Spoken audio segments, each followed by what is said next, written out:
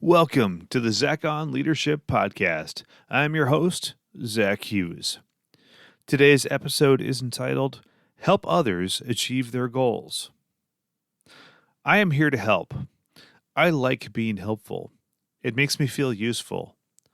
I like doing for others what they cannot do for themselves. This may not seem like much of a leadership attribute, at least not in the traditional sense. You may think that leaders don't give help, they get help. In many ways, that's true. They hire people who help them achieve their desired tasks. However, when adhering to the principles of servant leadership, leaders take the posture of a servant. In all they do, they look for the opportunity to help others. They help their customers. They help their employees succeed. They help their peers achieve their goals. It's all about helping and serving others, especially from a position of authority. Culture. I'll describe two cultures. Think about which one you prefer. Culture A. We drive hard and get things done. We prioritize, focus, and execute. Everyone is accountable to meet their objectives. Please don't interrupt me when I'm in the zone. Also, I don't put up with distractions. I've got marching orders from on high, and that's what I'm going to work on. If you got an issue with that, talk to my manager. Culture B. We don't say, that's not my job. We're all part of the same team. If someone comes to me, I'm going to help them out, or at least point them in the right direction. Tasks are important, but people are more important. We all rely on each other, so if someone needs help, we are always responsive. Please let me know what I can do to help you out. Don't be afraid to ask. We're here for each other. So what do you think?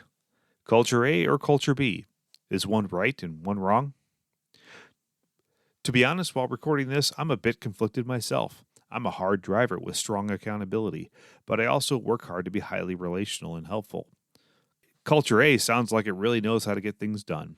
Culture B sounds more pleasant, but does it actually achieve anything?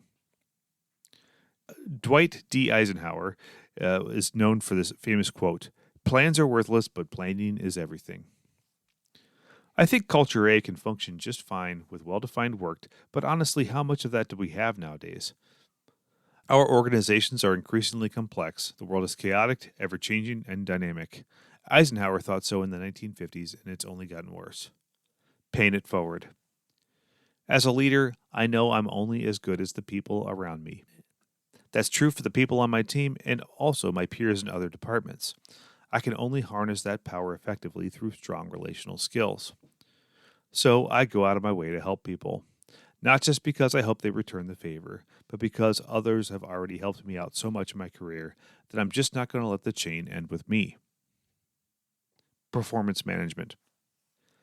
At the end of the fiscal year, all managers and employees have discussions about how far they've came in achieving their goals. Most goals are individual. Some are shared across a team.